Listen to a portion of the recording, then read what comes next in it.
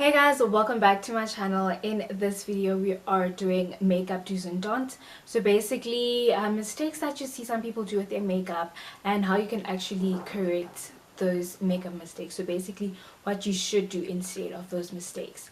I hope you guys enjoy this video. If you are new here, hi, my name is Thato and you're most definitely welcome on my channel. Do hit that subscribe button and become part of the fam. Hit that notification bell as well so you get notified every single time I upload a new video. Now let's get into this video.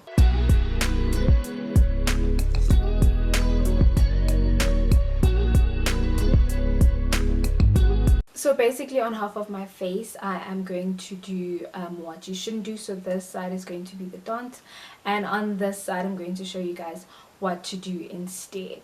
So we're actually going to start with foundation, and the one common mistake I see people do with foundation is not getting their correct shade of foundation. So maybe an incorrect undertone or something that is just incorrect, maybe a shade lighter, and you just therefore don't get the perfect beautiful finish. It just kind of it looks tacky. So I'm using this Maybelline Superstay 24 hour full coverage foundation, but the shade is True Caramel. So just a disclaimer guys, every single makeup product that I use on this site does not mean that it's a bad product or you shouldn't use it. It's literally all about the application or the usage of the product or getting the correct product for you. So it's not that these products are bad, not at all. It's just that you should use them correctly. So anyways, I'm going to start with foundation. And also I'm going to be using a dirty and dry beauty blender for application. Most people neglect their beauty blenders. They let them go dirty for a month on end, and don't wash them. And then also, just if you wet your beauty blender using a clean and correct beauty blender, it obviously does all the difference in the world. So I'm going to show you guys with a dirty beauty blender and the application.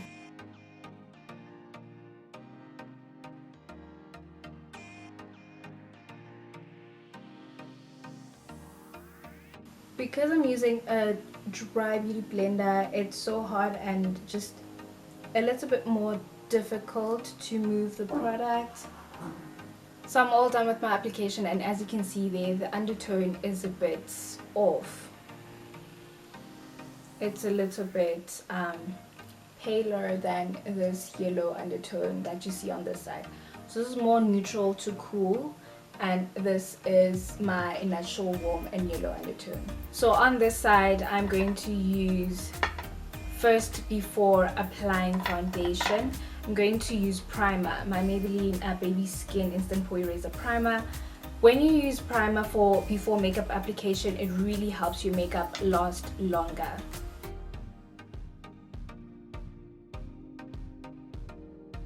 Then for foundation, I'm using my Rimmel Lasting Finish 25 Hour Foundation in the shade Nutmeg. And important, I'm using a clean, damp beauty blender for application.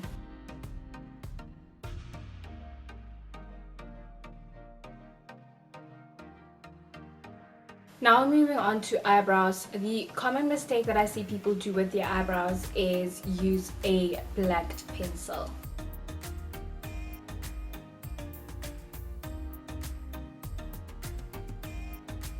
And then also when they outline the top, they start right there. You see where this bottom line starts? They start right there, and then they fill in their eyebrow.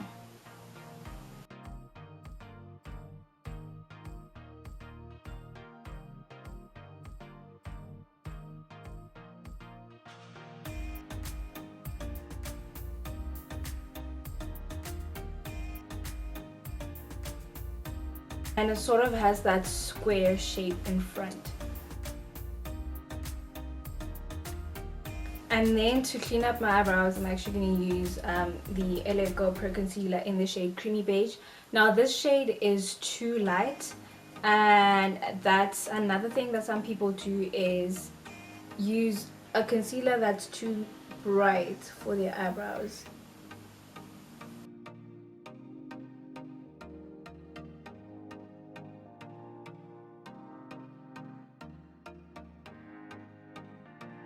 And then they conceal the top as well.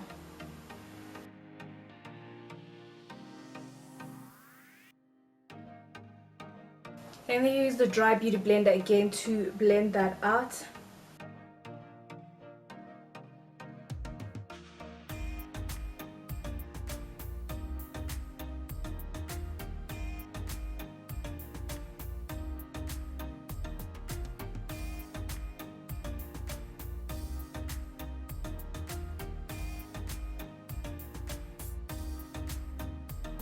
Now for this side, I'm going to use a brown eyebrow pencil.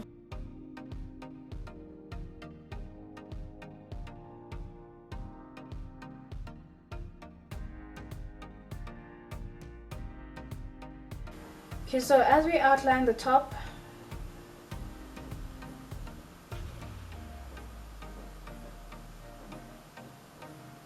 the line does not start right above, it starts somewhere there, so behind.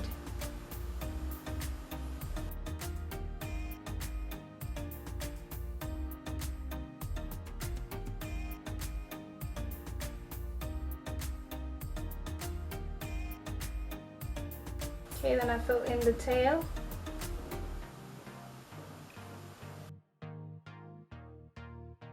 Then for the rest of the body, I'm going to start from the front and I'm going to draw hair-like strokes.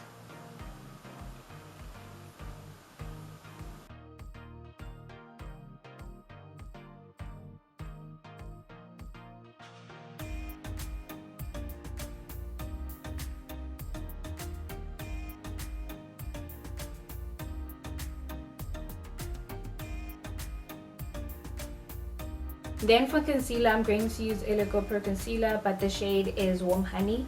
This shade is a lot closer to my skin tone, so therefore my foundation shade. And I'm only going to apply it at the bottom of the lash.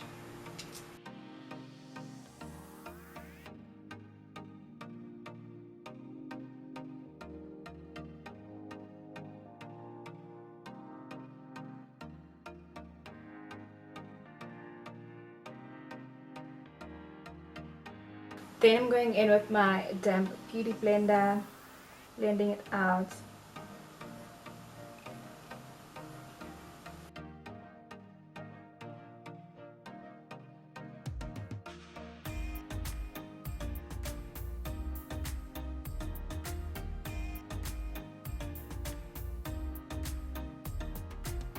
Leaving the top of the eyebrow undone, so without applying concealer to it, gives it a more natural feel. As you can see right there, a more natural look.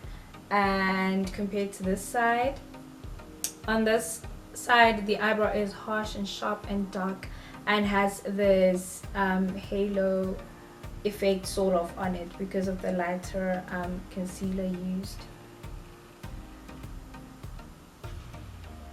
So now the next step is to highlight with concealer. On this side again, we're going to use the creamy beige, which is way too light. That is a mistake that most people do with makeup, using a concealer that is way too bright for their skin tone. So I'm going right there underneath the eyes and I am packing it on there. As you can see, I'm using a lot of this concealer.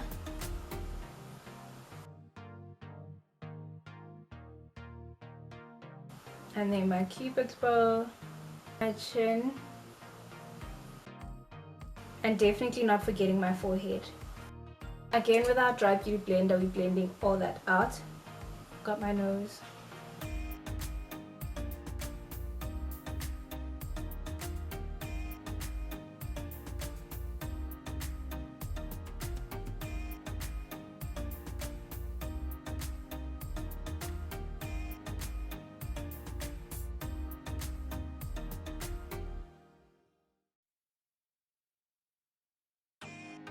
So on this side, I'm going to use the Maybelline Fit Me concealer in the shade number 40, and this is closer to my foundation shade.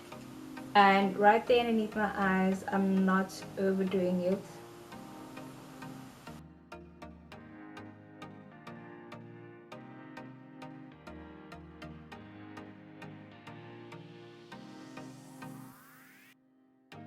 Then use my damp beauty blender again.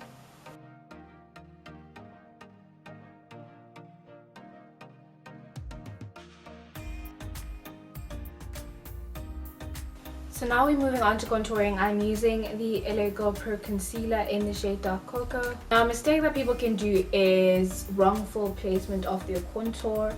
So you see there, I'm applying it right here and I am pulling it downwards and also applying too much of the concealer.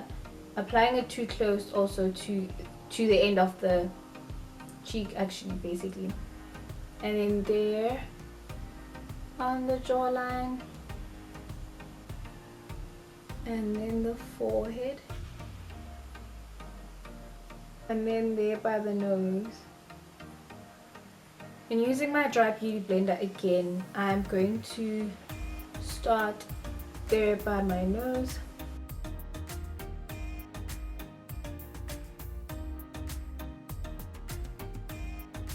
Then my cheek, how I'm going to do it is I'm just going to blend. So I'm just going to blend it all, stamp into it like that.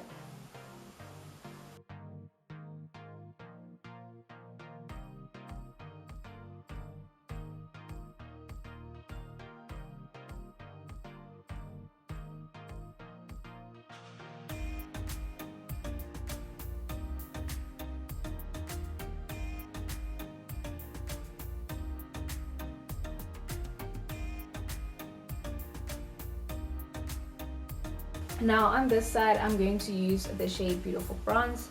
It's not as dark as this one. This is what they look like side by side. So this is Beautiful Bronze. It's not too far from it, but so basically what I want you to pay attention to is actually my placement. So on this side, I'm going to place it higher. So this is my temple, higher, and bring it a little bit down. Not too much of the product. And then my jawline, then my forehead, then this is how I apply it also for my nose. I'm almost placing it as if it's coming from my eyebrow and going there into the bridge and then there by the tip. For my nose contour, I'm going to use this brush and then just sort of stamp it in there and while blending it out.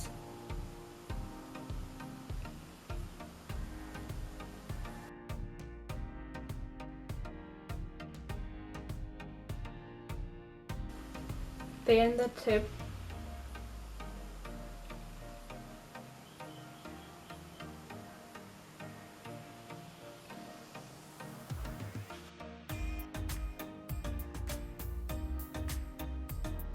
I'm going to use a bigger brush to blend out the rest of the contour.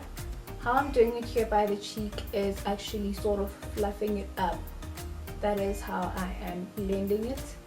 And I'm trying not to come too forward into my face, too close to the lips. That is your mark. So this is where I am in terms of the mark from my nose.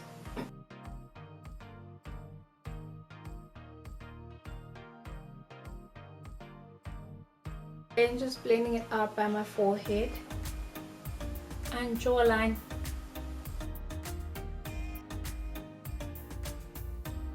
Then to remove the harsh lines of my contour, I'm going in with my damp beauty blender and blending it some more.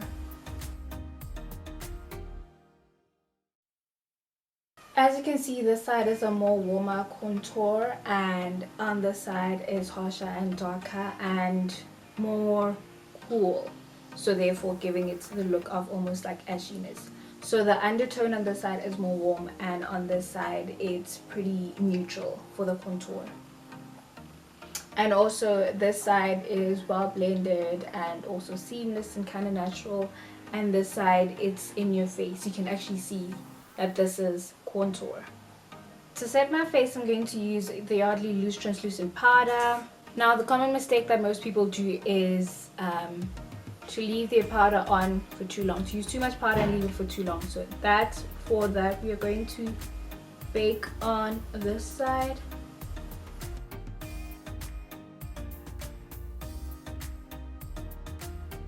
Then use this beauty blender to apply powder on every other area that I used concealer.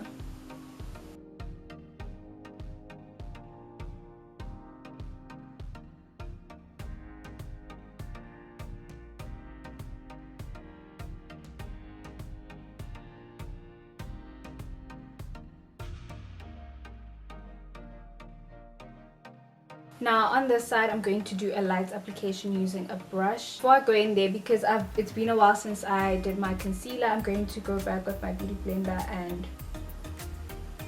blend out to avoid any creases.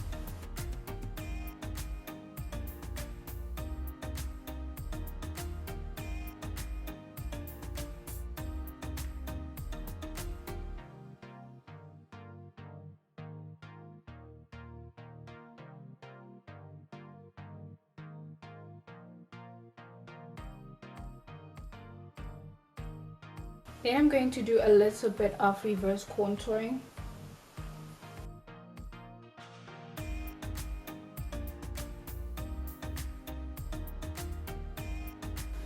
Now it's time for blush. I'm using the Essence Matte Touch blush in the shade Peach Me Up. Now, how some people apply blush in an unflattering way is they just sort of put it here. Sort of how you would see in animated characters. So this is where they concentrate their blush.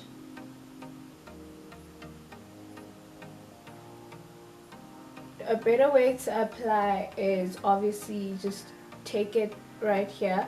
This gives you a more snatched look, but it's still warming up your face, because that is why we use blush, to warm ourselves up. So here instead of here, here. Now I'm going to remove my powder on this side because we don't want it to sit for too long. And we'll leave it still on the side. For highlights, I'm using the Rimmel Kate highlighting palette. A mistake that some people do is too much highlighter. So I'm going to take this brush and just sort of apply it like this, in this stroke line type of motion. And that is how some people apply their highlighter, and then it can become too much and overbearing. And because it also comes all the way so close to your nose and lips, so that is too much and in your face. It's just a lot.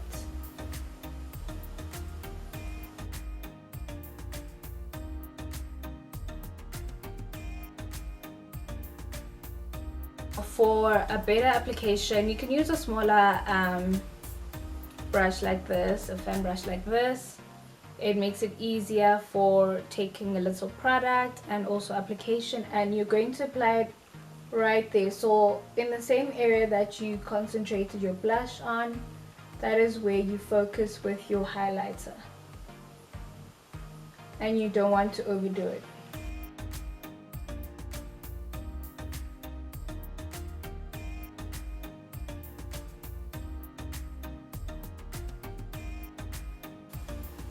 I'm just going to remove the excess powder so you guys can see how ashy I've become on this side, because I let the powder stay for too long. That is what I look like. So in any case, going back to the nose for highlighter, on this side I'm still going to use my brush. Generally, the only mistake I've seen people do when applying highlighter to the nose is actually not blending it out. So let me show you. Say you use your finger, right? And then you apply it right there and right there.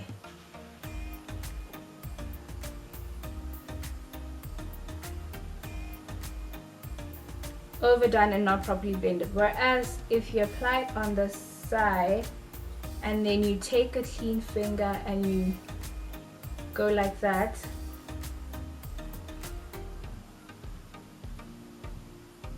I don't know if you can see the difference because they're so close together, but definitely this side is more overly done and not cleaned up. It needs a little bit of cleaning, so just a little bit and you'd get the perfect look. Now all that's left is lipstick, and to be honest, there's very few ways that you can botch your lipstick, but some people still do make a mistake. And one common mistake I can think of is people overline and then just go way overboard with it. It's like it just looks obvious and very tacky. So I'm going to try to do a shabby overline job today.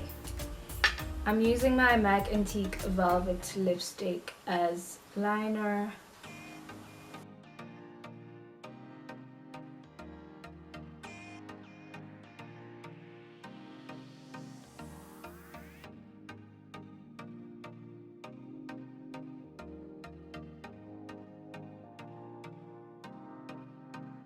Then I'm going to line normally on the side.